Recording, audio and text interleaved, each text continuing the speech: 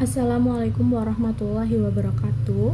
Perkenalkan, nama saya Aritri Utami dengan NIM STE 202202637. Di sini saya akan mereview jurnal yang berjudul Analisis Data Mining untuk Klasifikasi Data Kualitas Udara di DKI Jakarta menggunakan algoritma Decision Tree dan Support Vector Machine atau SVM. Untuk ikhtisarnya yaitu ada identitas jurnal, latar belakang masalah, rumusan masalah, tujuan penelitian, manfaat penelitian, batasan masalah, serta metode penelitian, subjek dan objek penelitian, hasil penelitian atau kesimpulan, kelebihan penelitian, serta kekurangan penelitian dan diskusi atau rekomendasi. Untuk yang pertama ada identitas jurnal.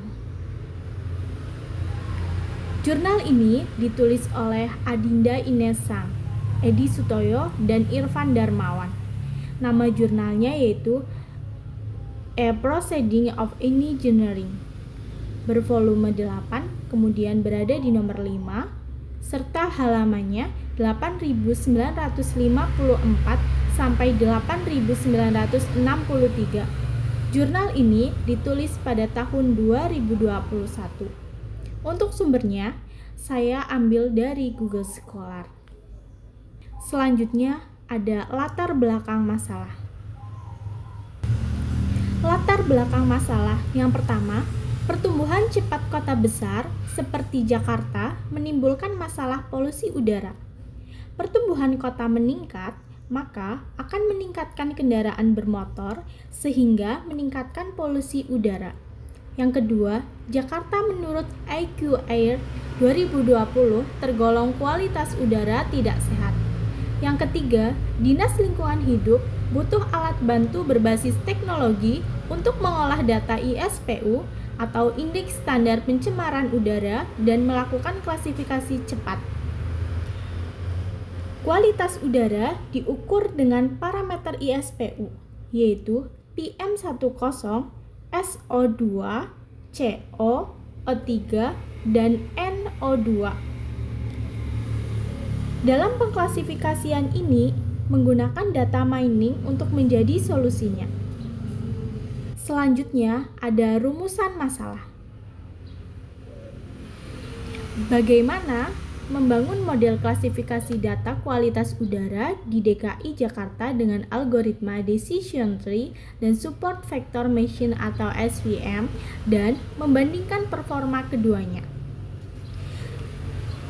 Algoritma Decision Tree atau pohon keputusan adalah salah satu metode dalam machine learning yang digunakan untuk klasifikasi dan prediksi. Sedangkan untuk Support Vector Machine atau SVM merupakan algoritma machine yang digunakan untuk mencari garis yang memisahkan data ke dalam dua kelas atau lebih dengan margin terbaik. Selanjutnya ada tujuan penelitian. Tujuan penelitian antara lain yang pertama, membuat model klasifikasi kualitas udara yaitu dengan algoritma Decision Tree dan Support Vector Machine atau SVM. Yang kedua, mengetahui algoritma mana yang lebih akurat antara Decision Tree atau SVM berdasarkan akurasi, precision, recall, dan F1 score. Yang ketiga, memberikan solusi analisis data kepada Dinas Lingkungan Hidup Jakarta yang dapat mendukung pengambilan keputusan. Selanjutnya, kita akan membahas tentang manfaat penelitian. Selanjutnya, ada manfaat penelitian. Yang pertama, memberikan informasi berbasis data tentang kualitas udara harian. Yang kedua, membantu instansi pemerintahan dalam mengambil keputusan cepat terkait pencemaran udara, karena data ini sudah dikualifikasikan secara otomatis sehingga akan mempermudahnya. Yang ketiga, sebagai referensi pengembangan penelitian machine learning untuk lingkungan. Selanjutnya ada batasan masalah. Yang pertama, data hanya pada tahun 2020. Yang kedua, fokus parameter kualitas udara yaitu PM10, SO2, CO, O3, dan NO2. Yang ketiga, hanya menggunakan dua algoritma yaitu decision tree dan SVM. Yang keempat, menggunakan tools RapidMiner dalam permodelan. Tools pada RapidMiner terbatas karena bukan coding manual seperti Python atau lainnya. Selanjutnya ada metode penelitian. Yang pertama, pengumpulan data dari Jakarta Open Data atau dataset harian tahun 2020 dalam format CSV, kemudian dalam bentuk 12 file bulanan digabung menjadi 1830 baris dan menjadi 1678 baris setelah cleaning.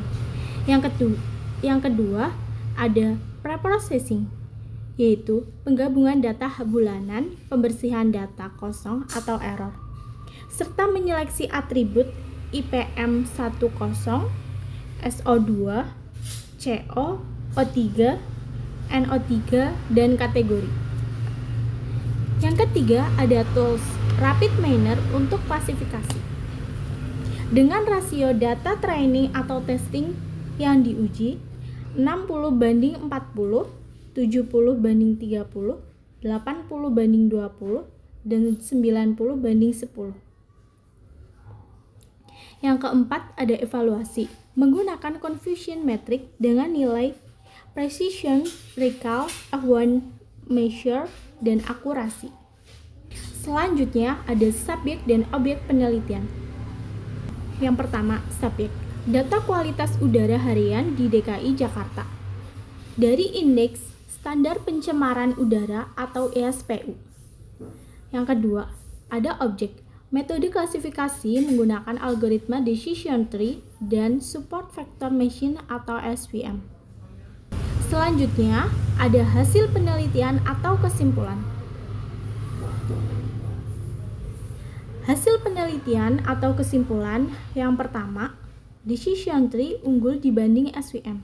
Hasil terbaiknya yaitu decision tree dengan akurasi 99,40%, precious dengan 99,02%, recall dengan 99,73%, dan F1 score dengan 99,37%.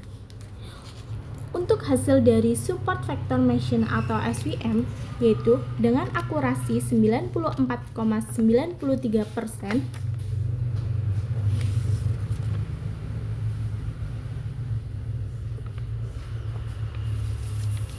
precious 95,82%, recall 88,89%, serta F1 score dengan 92,22%. Semua hasil masuk kategori sangat baik karena berada di atas 90%, namun decision tree unggul di semua aspek. Selanjutnya ada kelebihan penelitian. Kelebihan penelitian yang pertama, evaluasi akurasi dilakukan sangat teliti menggunakan beberapa rasio training and testing, serta menggunakan metrik lengkap dan valid yaitu confusion metric. Yang kedua, data preprocessing. Cleaning selection dilakukan dengan rapi.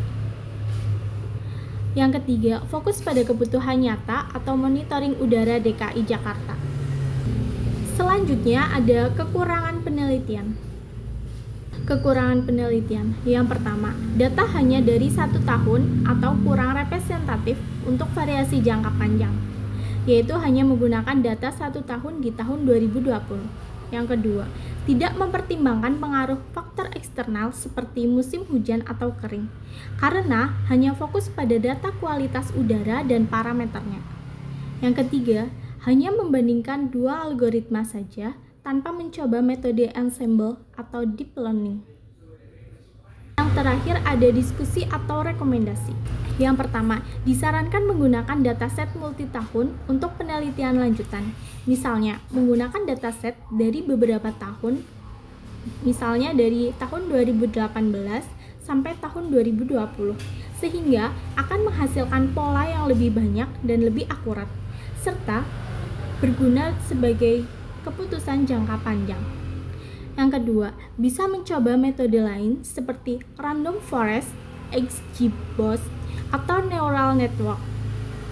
Yang ketiga, bisa dibuat sistem pemantauan real-time berbasis web atau mobile agar langsung bisa dipakai oleh pemerintah atau masyarakat. Hasil penelitian ini masih berupa model di komputer, belum dipakai langsung, sehingga disarankan membuat website atau aplikasi yang bisa menampilkan kualitas udara saat ini secara otomatis.